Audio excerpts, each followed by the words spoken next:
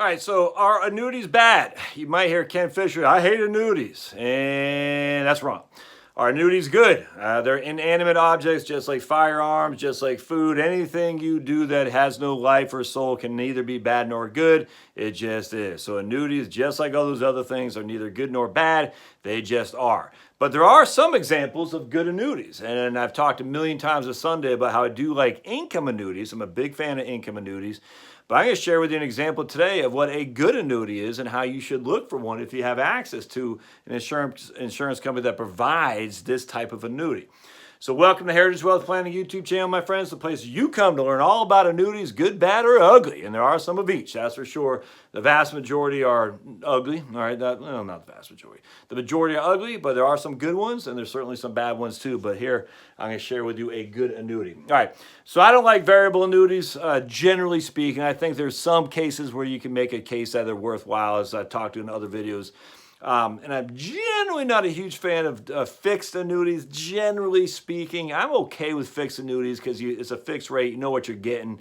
They are tax deferred, and so the interest, the taxes that you defer on the interest is also accumulating interest. So there's some benefit of double tax growth, if you will, or double growth on the interest because you're not paying tax on it. And just generally speaking, the rates on a fixed annuity are close enough to a CD that you're not really getting a huge gain, especially when you're locking up your money for 5 to 7 years, especially when it's taxable as ordinary income when it comes out anyway.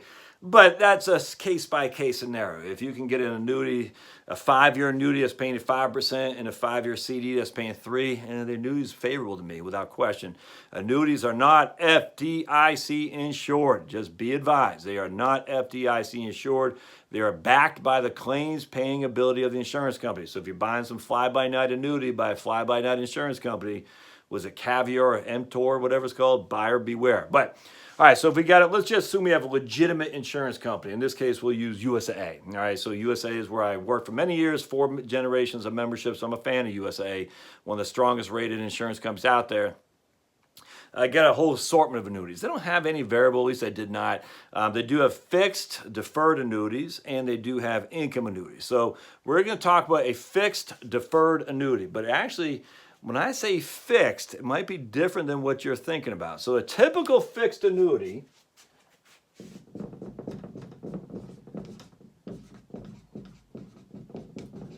is pretty simple, actually. You put $100,000 in there, you get 5% a year. Next year, you got 100,000, 105,000. It's literally how it works. You put 100,000 bucks in, you get 5% a year. If it's compounding or simple, it's up to what the contract says. But you know, very simply, now let's just use a simple one here. Oops.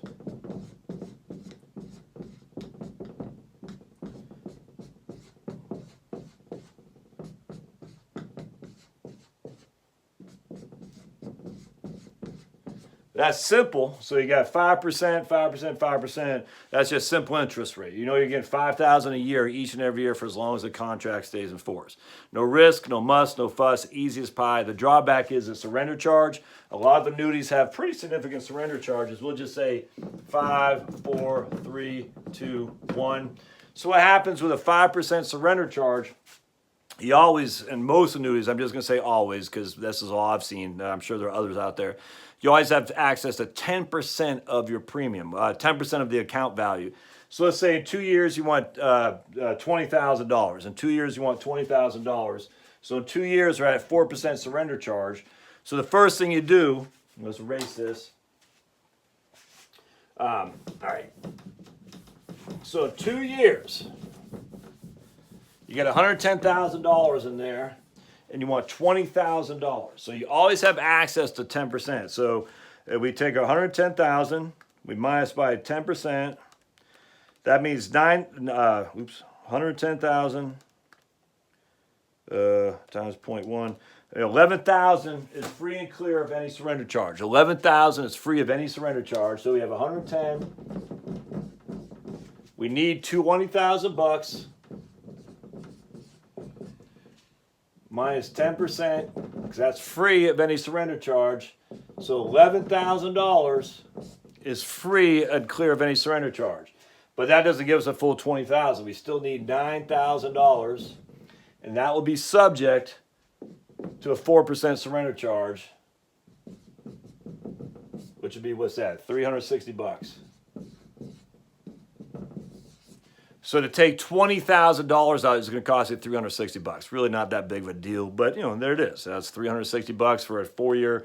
If you're in the second year of a 5-year surrender cycle, it's going to cost you $360. Just, you always got to remember, you get the first 10% for free, the 10% of the account value, not of the premium amount that you put in initially, the account value.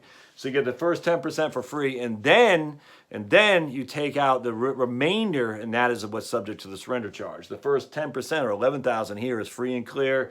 The next $9,000 is subject to the surrender charge. Just keep that. I think a lot of people overlook that. All right, so let's keep going. And then after year 5, it's all free and clear. So whatever the account balance is after year 5, you have it free and clear of any surrender charge. Be advised that on an annuity, if you're under the age of 59 and a half, it's just like an IRA. If you take that money out before you're 59 and a half, it is subject to a 10% penalty, an IRS penalty. So just keep that in mind. Annuities work like an IRA. I had someone, let's just put this somewhat very dear to me, called USAA. She needed to park some money for about a year and a half, and she was only 40, I think 38 years old, if even that. And because she's going to buy a house in a year and a half or two. And USAA, the person she talked to on the phone, said she should do an annuity. This person is a master's of financial planning, a CFP, went to an officer of the Navy. She knows a thing or two. And to be told by a USA phone rep that she should dump her short-term money into an annuity, you got to be careful on these phone jocks. I'm telling you. I was one at Vanguard. I'm telling you right now, it's scary. All right. So I want to show you what the good annuity is. So a good annuity would be something that you can add to later on. All right. So 7, 6, 5, 4, 3, 2, 1. So let me show you an example that I'm working with. Just had a client the other day, a good friend of mine who's a client nonetheless. He had $100,000 in the good annuity. And the good annuity is a deferred annuity, not fixed, because fixed implies that the rate of return is fixed. It's deferred annuity, which means he cannot lose money, again, as long as the insurance company stays solvent. But because it's deferred, he's not receiving any taxable income while he's deferring it. But because it's not fixed, the interest rate changes, which it could change for the better or for the worse, depending on what the markets do. But he has the ability to add to it later on down the road, and that's what we're contending with here. So he put $100,000 as his initial annuity, and I don't even know what the minimum interest rate was. We'll just say 2. All right, so 2%. Whatever, I literally don't care. It's just whatever it is what it is. That interest rate stayed flat. That interest rate won't change much because literally what annuity providers, insurance companies are, they're taking this $100,000 and they're going out in the market and buying intermediate government and highly rated corporate bonds. They 10 to 15 years. And so this $100,000 is backed essentially by the interest rate that they're receiving on highly rated and intermediate to longer term government bonds. And those interest rates don't change either very often. So the idea that this amount of money is going to change in interest simply won't happen because it is backed by longer to intermediate term bonds. It's just not going to change. But if he were to put another $100,000, we'll say it's year 5, and we'll say interest rates have changed at that point. Now it's paying 3% because interest rates have gone up. And this USAA, in this case, is doing the same thing. They're taking your $100,000, they're going out in the market and buying 10 to 15-year government and highly rated corporate bonds, and that's the rate you're going to get. So now if you look at it, we have, and not this is going to be a real simple example, but we have combined $200,000 is paying 2.5 because you got 100,000 paying 3, 100,000 paying 2. Again, it's a little bit more complex than that because this actually has some interest accumulated in it, but just for simplicity, you've actually increased your annuity rate because you've added, in terms of your effective rate on the entirety of the contract, because before it's 2%, now it's 2.5. All right, now you also reduce the rate on this account if you look at the effective amount of the contract, but essentially you were getting 2, now you're getting 2.5 on a $200,000 contract. No, that's the way it works. So now we go back to year 7, and now we'll say the interest rates are 4%. So what's USAA doing? They're taking that $100,000. They're going out in the market. They're buying 10 to 15-year government and highly rated corporate bonds. They're paying 4% now. So that rate's not likely going to change, all right? So in 7 years, we've gone from 2 to 3 to 4. That is not going to change. Now, here's the interesting thing. Because we've added to this annuity, it's a deferred annuity that takes additional deposits. That's what you got to be looking at. So remember, this is a 7-year surrender charge because we started the contract out with it. If he were to touch this more than a 10%, which I just showed you in another video, he would pay a surrender charge on the amount that he took out above and beyond the 10% that he gets for free. Now, this does not have a 7-year surrender charge because he did it in year 5. So right here, he only has 5 more years left of surrender charge. He did this for 7 years, put another $100,000 after year 2, so he has 5 more years on surrender charge. And then in year 6, we'll just say he put another $100,000 in. So this right here only has another year or 2, depending on the exact year he did. So remember, $100,000, 7-year surrender charge, $100,000 a 5-year surrender charge, $100,000 a 2-year surrender charge. Does that make sense? So you're adding you're adding the additional deposits, but you're not increasing the surrender charge or how quickly the liquidity you have of the contract. So let me show you what I mean by this. This is critically important. So again, these are deferred annuities that you can add to without increasing your surrender charge schedule. And that's what you got to be looking at. So before anyone says annuities are bad, I would like to see how a bond can compare this, because it's not even close. It's not even close. Not even close. A bond cannot compare to a deferred annuity that you can add to. A laddered bond portfolio, for instance. People are like, I'll ladder my bond portfolio. It's not nearly the same benefit of a deferred annuity in which you can add to. Now I'm going to show you why. All right, so now we're in year 8. All right, so he's out of surrender charge. I mean, he has access to the entirety of the account. And we'll just say it's $300,000 for simplicity. We'll just say it's $300,000. So now he can take the whole thing out if he wanted. But remember, it's paying about 3%. Because it paid 2% on the $100,000, 3% on the $100,000, and 4% on the $100,000. Again, this is just a generalization. You'd have to look into specifics, but essentially 2, 3, 4, you divide that by 3, it's 3%. So you're getting 3% on $300,000 or $9,000 a year. So now what happens? He has a CD that just matured. All right, he's like, man, I got a CD that just matured for $100,000. And it's a 2-year CD. So the CD company, I was getting 3%. Now I'm only going to get 2% for simplicity, whatever.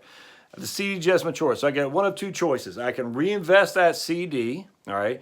I can put it into a bond, or I can what? You can put it into this guy right here. Huh. But what happens if I put it in there? So remember, the choices are CD at 2%, again, a 2-year CD, whatever it is. A bond, we'll just say the bond because it's a 10-year bond. I mean, no, well, you don't want to lock up your money for 10 years. I say, how long do you want to lock up your money for? No more than 5 years. So a 5-year bond, we'll just say, we'll say 3%. Or this annuity.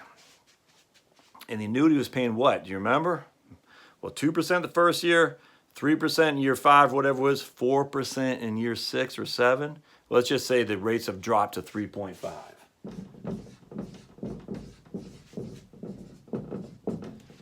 So his options are 2-year CD for 2 years.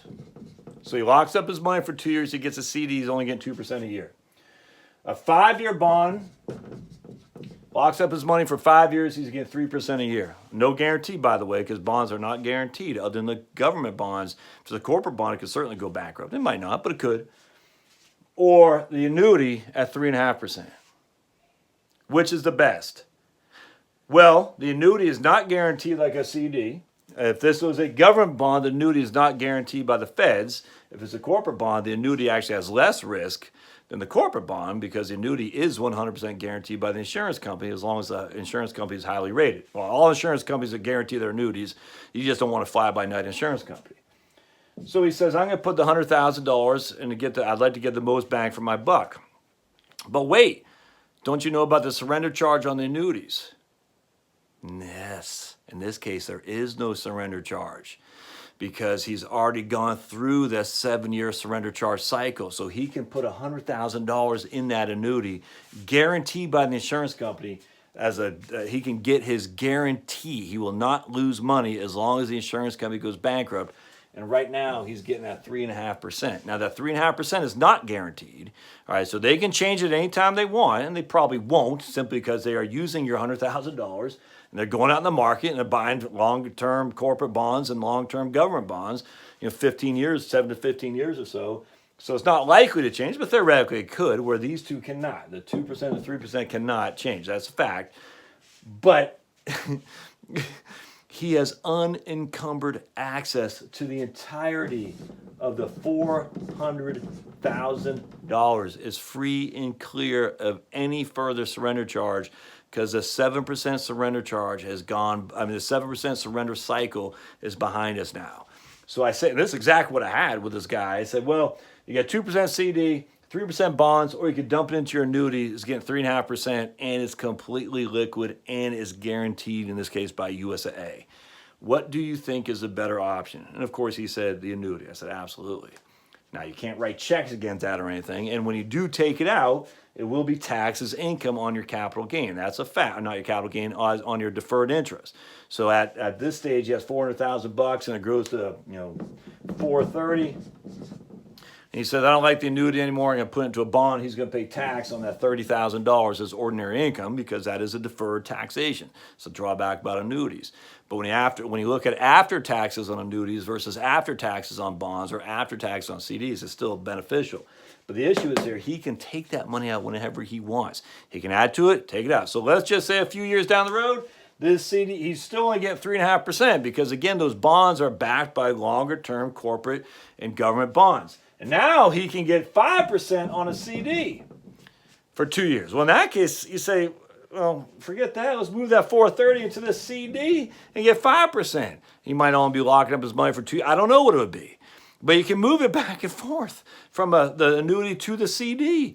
And from the CD to the annuity, you can do whatever you want. The only drawback is once you do it, you're going to pay income tax on the deferred interest that you've received. That's it. But there are times when a deferred annuity is good, and it is good when you can access it without, you can add further deposits. The first thing you got to add is, can I make further deposits? Yes or no? If the answer is yes, will the further deposits have an additional surrender charge, or will it still be on the initial surrender charge cycle when I first open the contract?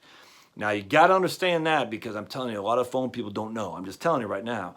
So you got to say, look, if I add 4 years down the road, and I add another $100,000, what happens to the surrender charge on that under $100,000? So let me give you another example.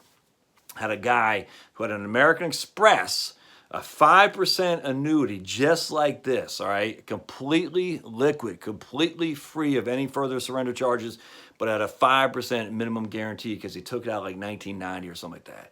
He's getting ready to retire. He said, what should I do with my rollover money? I'm talking to a broker. He thinks I should roll it to stocks or whatever it was. I said, and this is the nice thing about having worked at USAA, because we weren't paid commissions, you could give advice. I said, what's that American Express annuity? You only have like $35,000 in there. He said, oh yeah, I've had that for a long time. It's paying like 5%. It's pretty good, man. I wish I could get that again, because it's guaranteed by American Express, blah, blah, blah.